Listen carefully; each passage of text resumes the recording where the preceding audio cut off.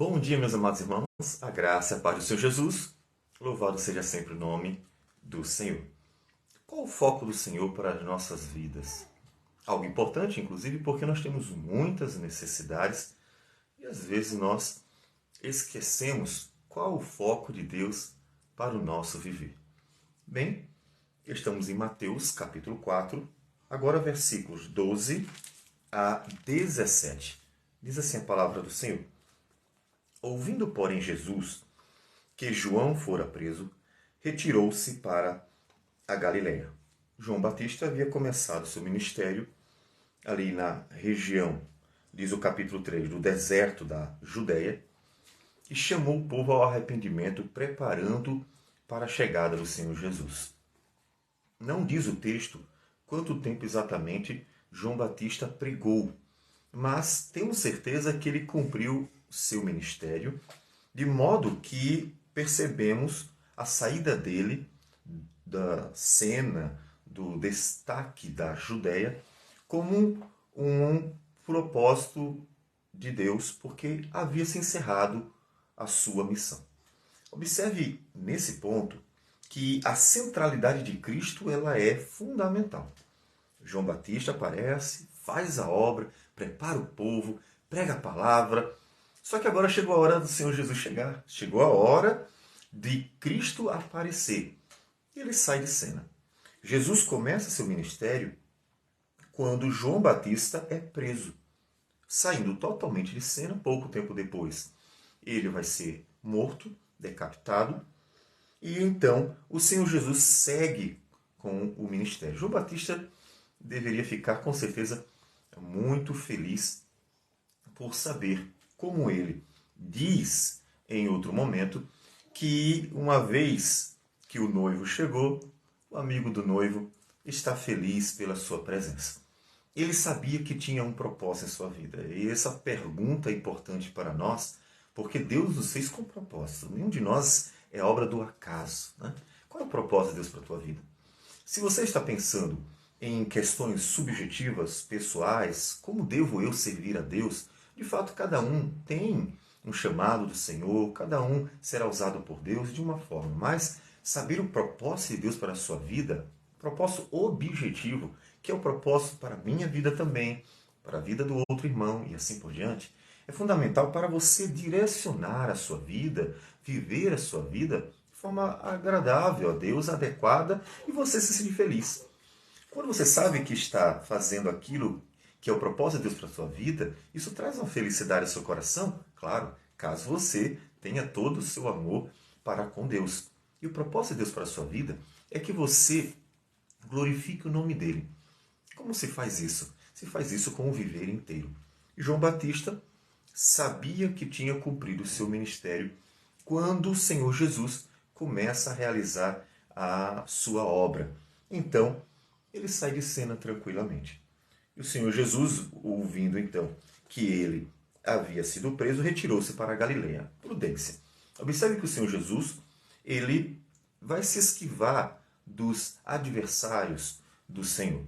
Ele vai para a Galiléia para cumprir a palavra do Senhor, mas mostrando prudência, ou seja, cuidado para com os inimigos. Afinal, Herodes, quando ele havia nascido, tentou matar o Senhor Jesus. Mais à frente, filho dele vai assumir, e os cuidados para com esses homens que vão assumindo o governo é necessário porque Satanás usa esses homens maus, e a história da igreja mostra que muitas vezes não é diferente nas nossas gerações. Por isso, prudência, cuidado. Há pessoas que podem ser usadas para o mal. Jesus é o Filho de Deus, mas age como um homem de verdade e com prudência. Então, deixando Nazaré, foi morar em Cafarnaum, situada à beira-mar, nos confins de Zebulon e Naftali.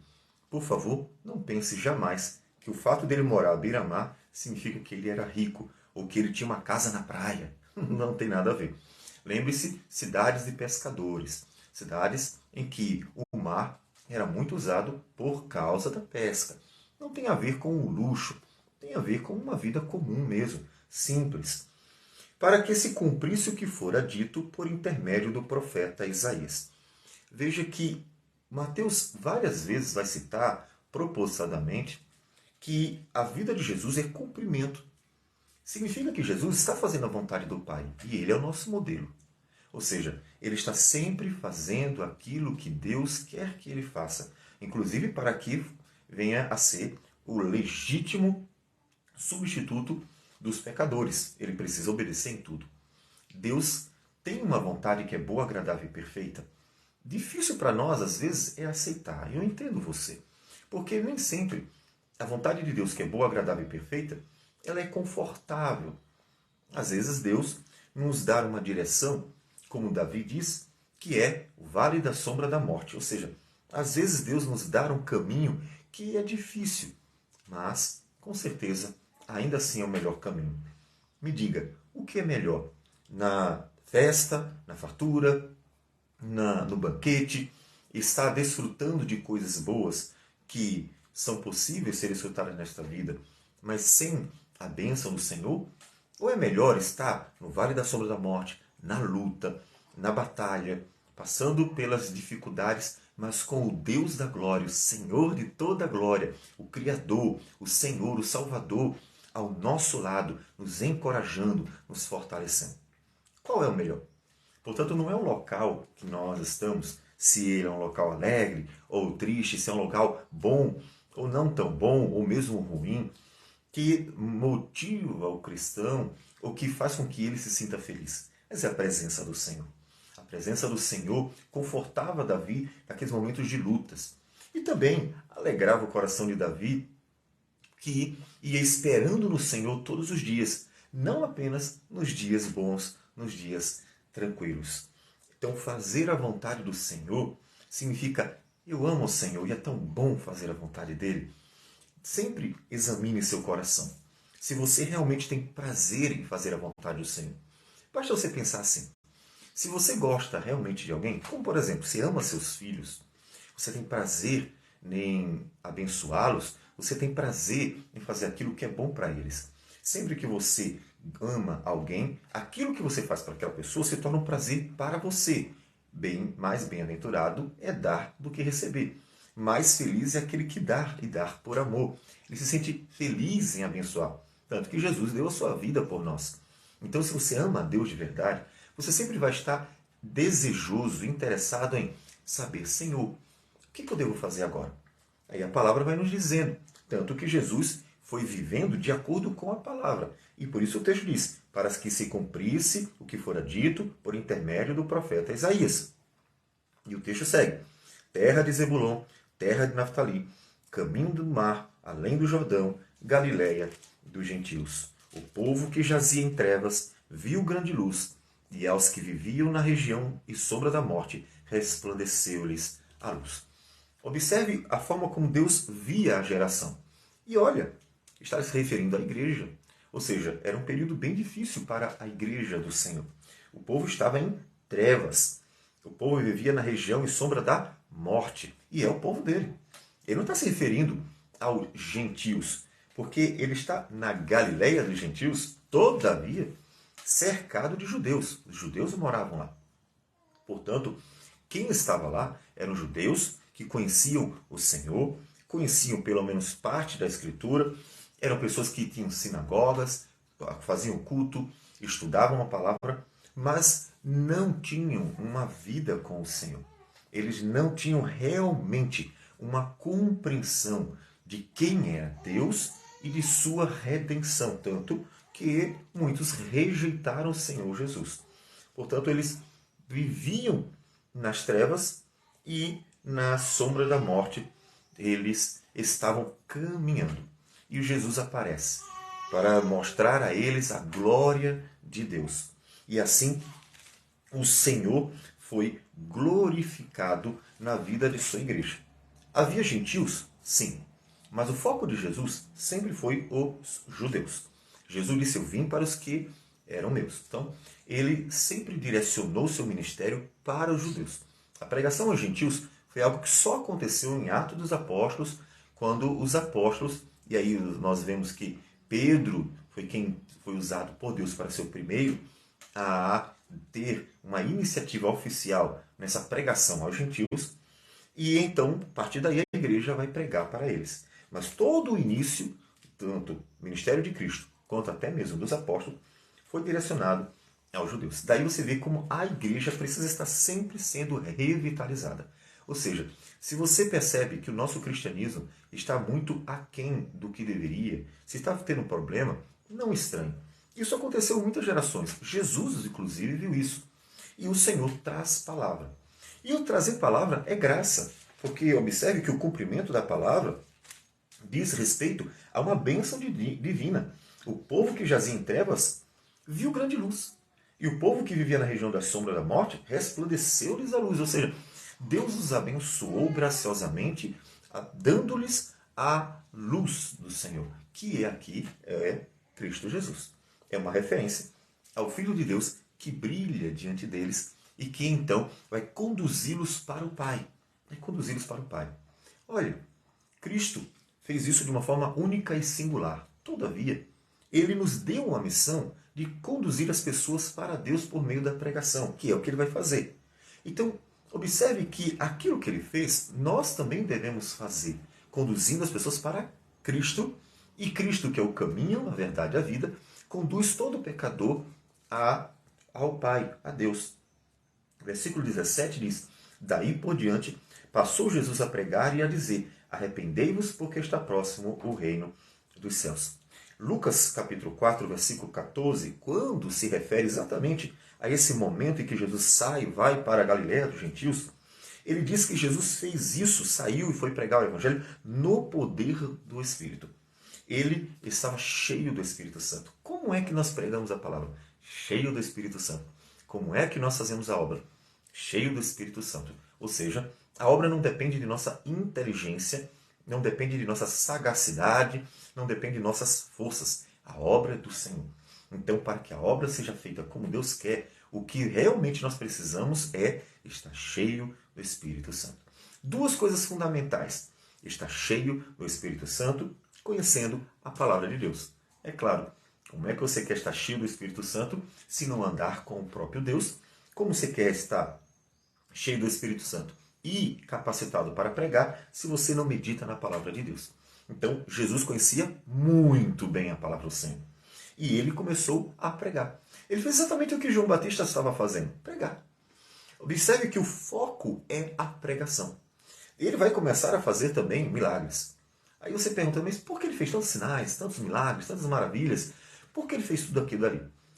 Para cumprir a própria Escritura, que apontava para o Messias como aquele que ia trazer para o povo todo aquele período tão maravilhoso. Ele alimentou multidões com o milagre do pão, ele trouxe vista aos cegos e assim por diante. Ele cumpriu, inclusive, a Escritura que dizia a respeito dele. Isaías falava exatamente disso. O Espírito do Senhor está sobre mim. E aí fala do ministério de Cristo e tudo aquilo que ele fez. Então Jesus veio fazendo sinais para cumprir a própria palavra do Senhor. Mas também porque os sinais chamam a atenção. Veja, você conhece um homem que faz coisas extraordinárias nunca vistas. Quem é que não vai querer conhecer aquele homem? Então, os sinais tinham o propósito de atrair a atenção das pessoas para ele. Para quê? Para que eles conhecessem quem é Jesus, e isso por meio de sua pregação. Porque eles conheciam bem a Cristo por meio da pregação de Cristo. Porque Cristo ia falando quem ele é. Quem nos mostra melhor o conteúdo das pregações do Senhor Jesus é o apóstolo João. Porque ele foca nos longos discursos que Jesus apresentou, falando sobre quem ele era, para que as pessoas conhecessem. Então o propósito dos sinais é apontar para Jesus. O foco de Deus para a sua vida, portanto, é que você esteja em Cristo. O foco não é o ter ou receber aquelas bênçãos que Deus dá, faz, mas o foco é olhar e então andar com Cristo Jesus. O que o Senhor quer é que você esteja nele. Por quê? Porque ele está em Cristo. É ser unido a Cristo, é ser justificado, é ser abençoado com toda sorte de bênção nas regiões celestiais, é ter esperança da vida eterna, é ser feliz no presente e saber que a felicidade eterna é a nossa realidade futura. e assim é desfrutar de todas as bênçãos do Senhor. Então, o foco do Senhor para a tua vida é Cristo. Então ande com Cristo. Em Cristo, Deus pode nos abençoar com muitas bênçãos, de fato. Mas o foco do Senhor para nossas vidas é Cristo. Então, ande com Cristo. Esteja em Cristo. E faça a obra como Cristo, que vai designar depois a igreja a realizar a obra. Assim como o Pai me enviou, eu vos envio. E os apóstolos foram enviados.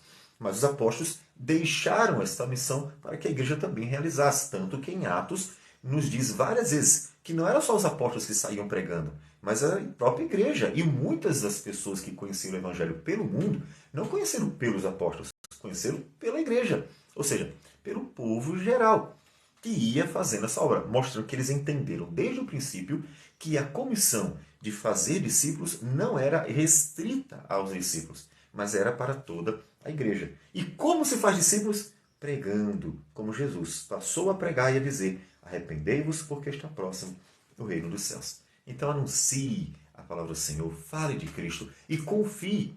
Por fazer isso, no poder do Espírito, como diz Lucas.